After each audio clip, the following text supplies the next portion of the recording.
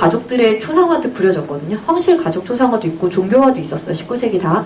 그런데 그게 아니라 내가 본 이게 리얼이다라고 하는 어떤 의미, 메시지가 있는 거죠. 그래서 그 황제들의 이런 화려한 것들은 가상이고 우리 시대가 우리를 포장하고 있는 거고 실은 리얼은 이런 거다라고 하는 걸 리얼리즘이라고 하는 말을 통해서 드러내주는 거죠. 그래서 리얼리즘이라는 말 자체는 굉장히 정치적인 메시지예요. 사회주의 리얼리즘. 사회 국가가 뭐가 리얼한 세계인지를 정해줬던 거거든요.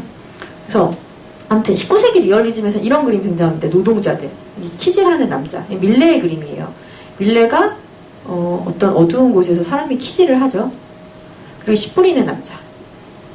이런 그림을 그릴 때 밀레는 사람들에게 사람들이 밀레를 좋아하지 않았어요. 잘 안 팔렸어요. 근데 이 그림을 좋아해서 그린 사람이 있습니다. 고흐. 네. 근데 같은 그림을 그려도 되게 화사하게 그리죠. 네. 이 남부 프랑스에 가서 이런 태양 이런 것 막 이렇게 그 태양 밑에서 생활하면서 이런 그림을 그려요. 여기 보면 여기 조그만 소 보이세요? 소하고 소 치는 아이가 있는데 이걸 이제 이렇게 뚜렷하게 그려놨어요. 이렇게. 그러면 리얼하게 보니까 여기 사람이 이렇게 크고 손은 이렇게 작고 뭐 이렇게 원근법적으로 설명해주지 않고 그냥 내 눈에 보이는 대로 그대로 그리는 거죠. 그래서 보면 되게 이상해요. 이 옆구리에 소가 지나가고 이러는 거 이상하지만 어쨌든 그게 리얼이니까 그냥 보이는 거죠. 근데 이 세계도 막 요동치고 있죠. 막 씨 뿌리면서 앞으로 쑥쑥쑥 나가가는데 그 슥슥슥슥 나아가는 씨 뿌리는 사람의 여기 막 씨앗도 막 튀기고 땅도 같이 이 사람의 걸음걸이와 함께 같이 요동을 칩니다. 그런데 밀레의 이런 그림은 고흐만 좋아했고 밀레가 유명해진 그림은 뭐냐면 이런 그림이죠. 이건 부르주아가 좋아했어요. 그 그림을 사는 사람들이 부르주아인데 자기들은 이렇게 드레스 입고 파티했거든요. 턱시도 입고 파티했는데 민중의 삶 이렇지 그러면서 민중의 삶을 아름답게 포장하는 거죠. 그 삶의 아름다움을 조명하면서 이것도 이제 한 리얼리즘으로 구분을 하긴 하지만 굉장히 시선이 편안해요. 부르주아들이 자기가 이렇게 돈 벌고 이렇게 살고 있는데 한쪽 편에서 농민들이 이러고 산다는 것을 바라보면서 되게 편안해할 수 있어요. 그쵸? 그리고 이런 거 기도도 하네 저분들 참 편안하고 아름답구나. 이게 농민을 바라보는 부르주아적 시선이고 근데 되게 잘 팔렸어요. 그런데 쿠르베의 이 그림은 막 온갖 비난을 받았죠. 난리가 났는데요. 이 앞에 그림하고 결정적인 차이는 뭐냐면 시점이 달라요. 이거는 멀리서 조망하죠.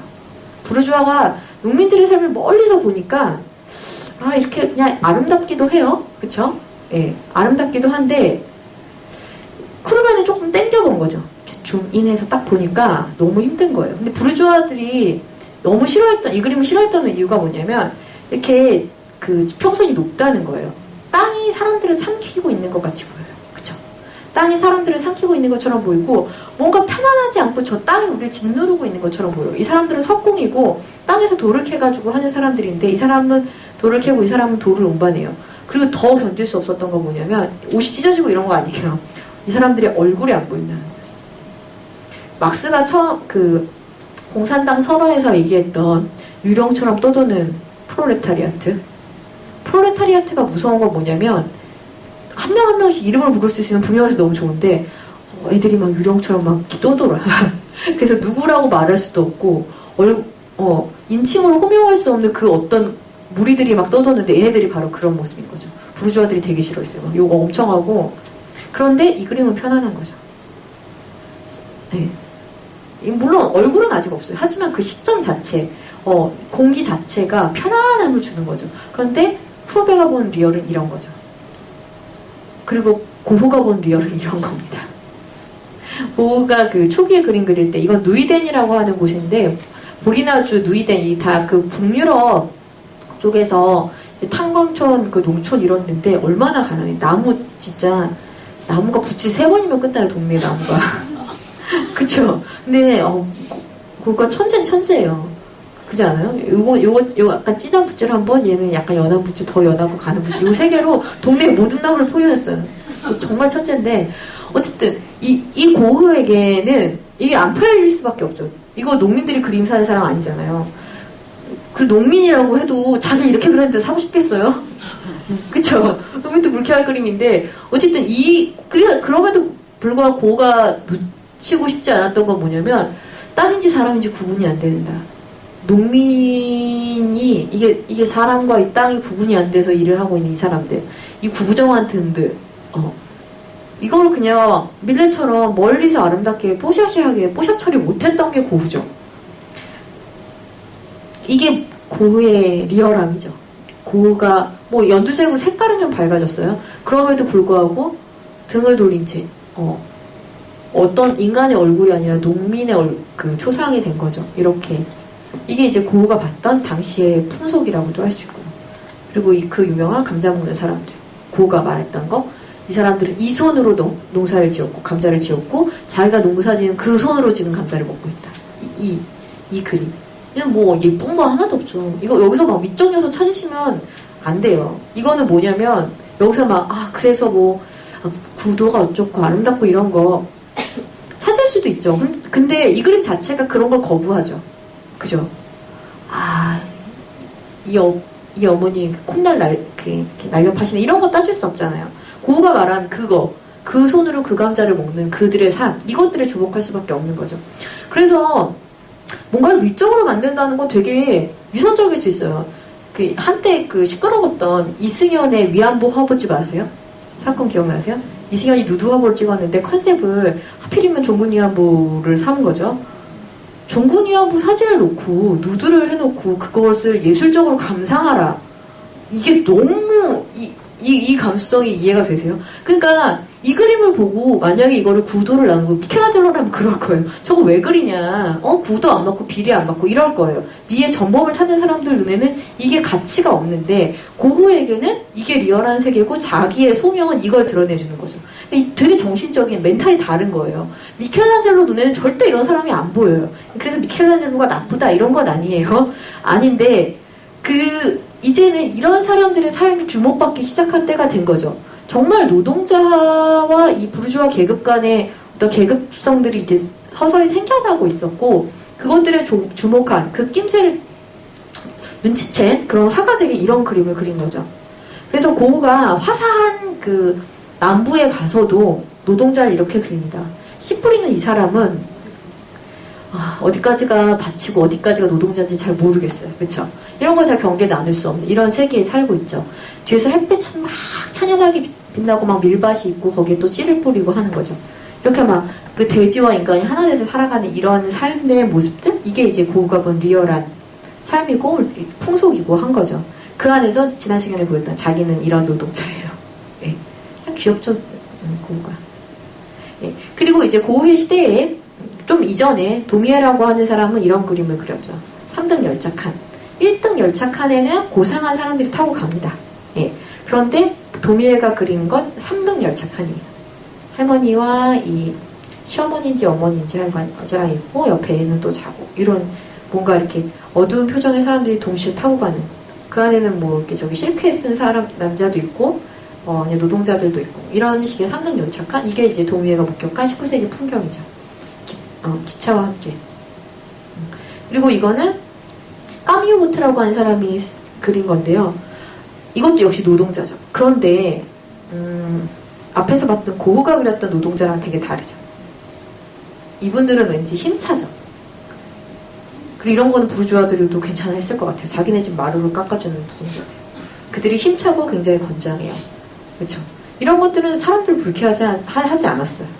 그러니까 풍속화를 그릴 때, 인간의 삶에 대해서 그릴 때, 그게 진짜 어떤 미적인 요소가 아니라 어떤 메시지, 근데 그 메시지라고 하는 거는 이게 이 뒤에 종교적으로 아니면 어떤 스토리의 일부를 끼고 있기 때문이 아니라 이 이미지 자체가 우리에게 주는 어펙션이 있다는 거죠.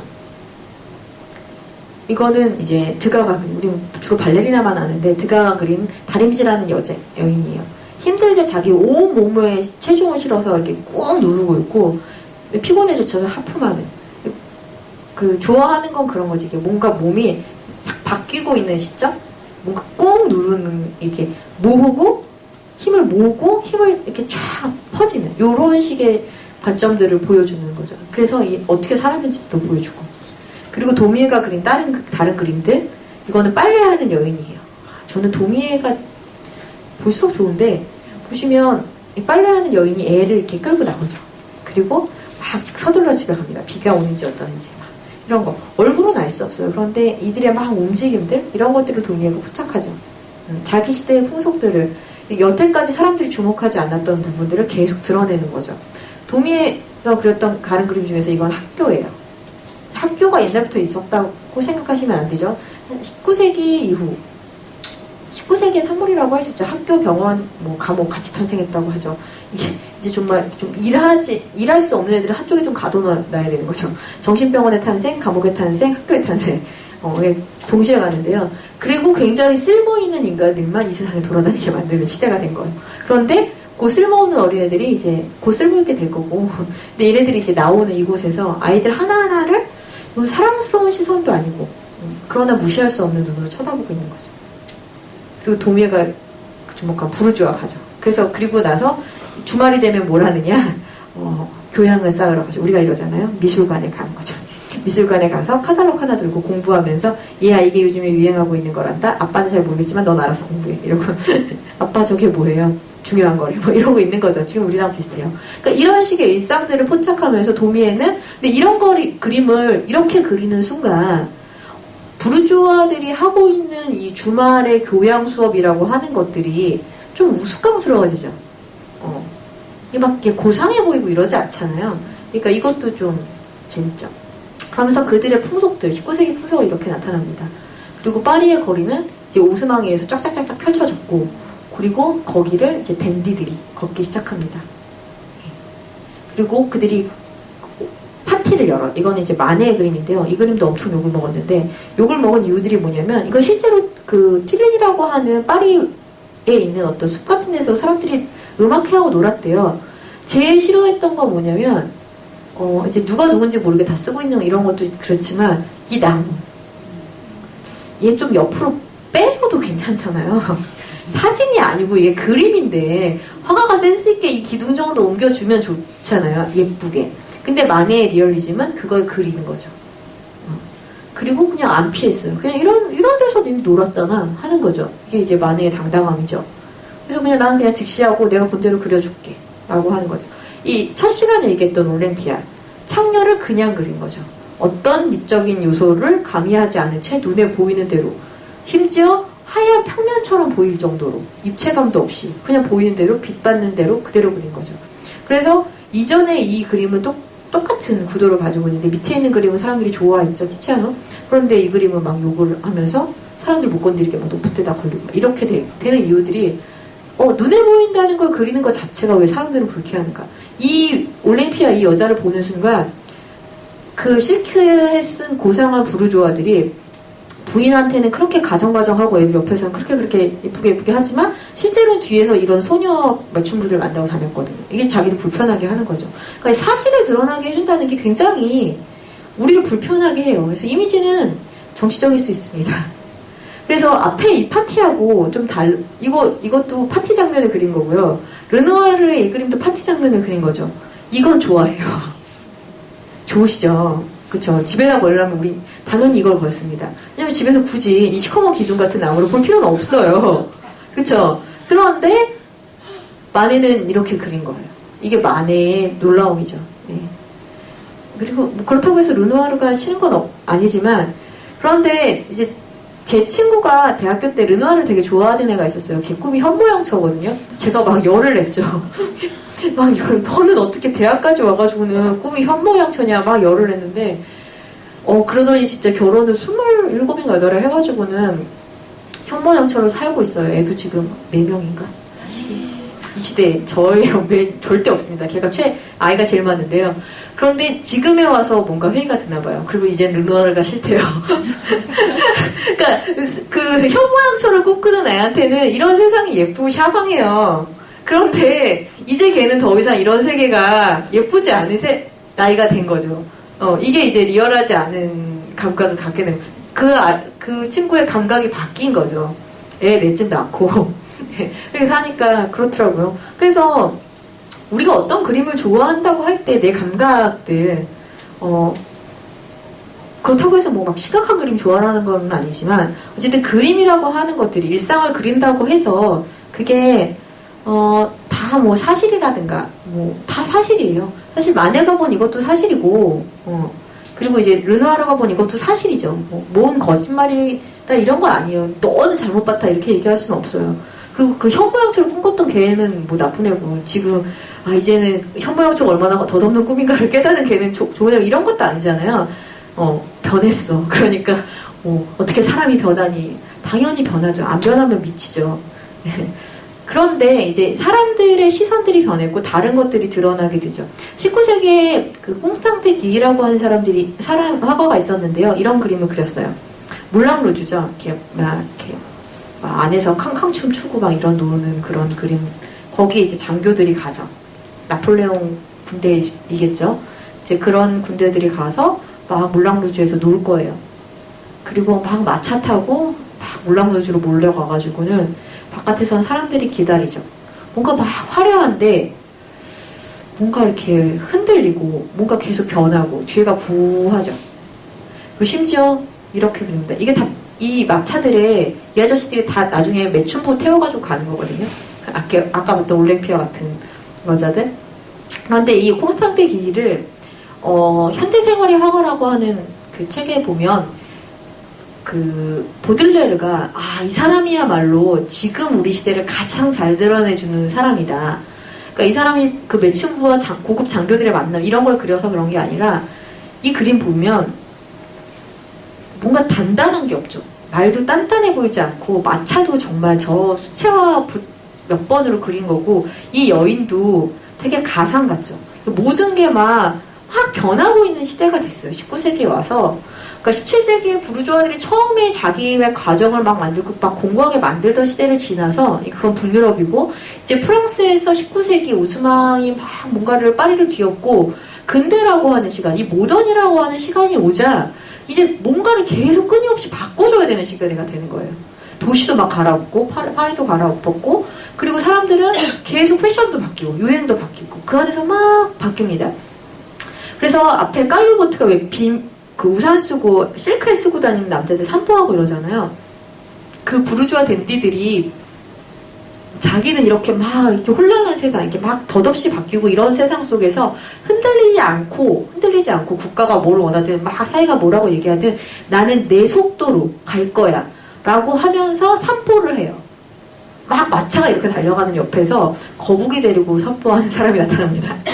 진짜 나오는 말이에요. 거북이를 데리고 그 파리 시내를 산보하는 사람들이 나타나요. 그들은 뭔가 이걸로 정치적인 시위를 하는 게 예전에 왜 유모차 부대 한번 등장했잖아요.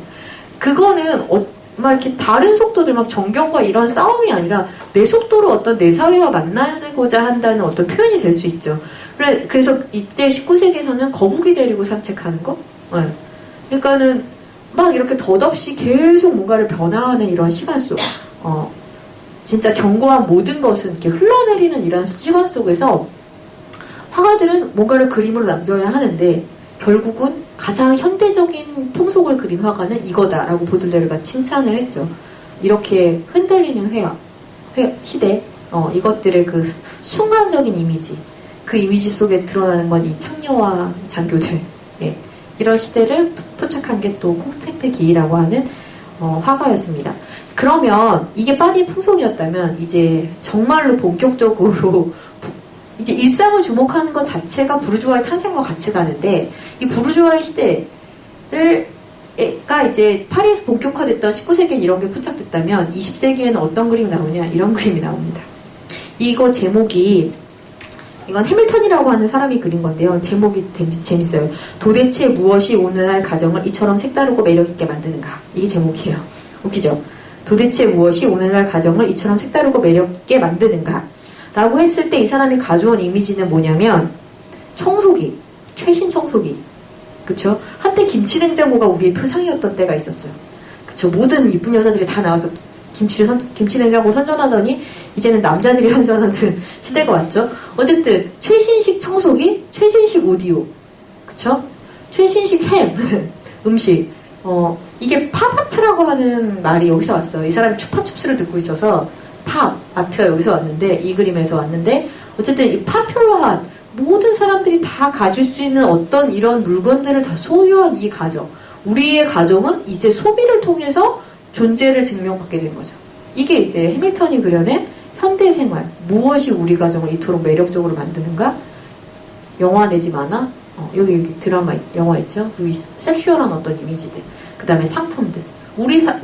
그리고 이게 다 광고에서 따온 거거든요. 이렇게 잘라가지고 이미지 갖고 온 건데, 이런 광고들, 이 광고들을 통한 상품 소비를 통해서 우리 가정 매력적인 것이 된다. 그러니까 이게 우리의 이제 풍속화가 되겠죠. 네. 그래서 이 이미지를 통해서 이제 해밀턴이 말하는 건 그런 거예요. 일시적이고 대중적이고 비용이 되게 저렴해야 돼요. 대량 생산해야 되고 그 젊어야 돼요. 늙은 이미지는 여긴 없어요. 위트가 있고 섹시하고 속임수가 어느 정도 섞여 있어야 되고 화려하고 그리고 대기업적인 것. 그리고 메이커여야 되죠. 이런 것들이 바람직하다고 하는 어떤 인식들, 이게 이제 그림을 통해서 우리 시대의 풍속을 표현하고 있는 거죠.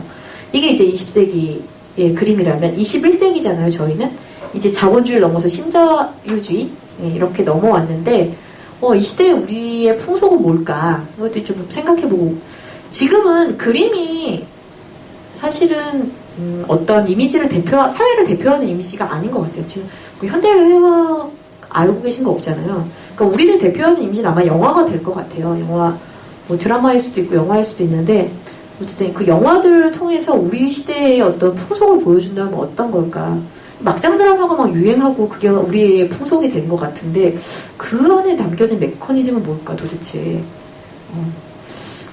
심지어 막 요즘에는 작가가 알아서 사람도 죽이고 절대로 한 드라마에서 뭐 4명이나 5명이 그냥 특별한 이유 없이 그냥 죽는다면서요.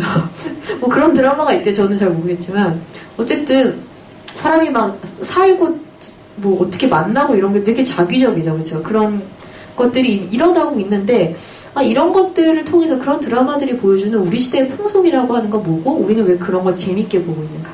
그걸 소비하고 있잖아요. 그 풍속화는 계속 소비된 거예요. 그 중세 이후 중세까지만 해더라도 어떤 귀족들의 의뢰에 의해서 만들어진 세밀화였지만 17세기에 그려진 풍속카드는 다 시장에 내다판 그림이거든요. 주문 제작이 아니라 시장에다 내다파는 그림들이니까 그런 것들을 사람들이 이런 것들이 유행하네 그럼 그려서 파는 거예요. 그러니까 이제 화가들의 이름이 남긴 했지만 그렇게 화가들이 높은 레벨이 아니었거든요. 네. 근데 이제 그런 사회에서 그 사람들도 나름 그런 상품 제작자였는데 지금도 영화라는 상품 여러 가지 뭐 패션이나 이런 것들을 통해서 우리 시대의 풍속은 뭘까 이런 것도 좀 재밌게 볼 필요가 있을 것 같아요. 무겁지 않고 그냥 네. 우리는 아직 20세기인가 추파춥스를 들고 섹시한 이미지와 뭐 이렇게 대기업 상품들을 옹호하는 네. 그렇습니다. 다음 시간에는 풍경화죠. 아니 정물화죠. 정물화. 예. 정물화. 옛날에 레벨로 따져보면 사람보다 더 낮았던 이 풍속화보다 더 레벨이 낮았던 그림들인데요. 한번 재밌게 보도록 하겠습니다. 네, 수고하셨어요.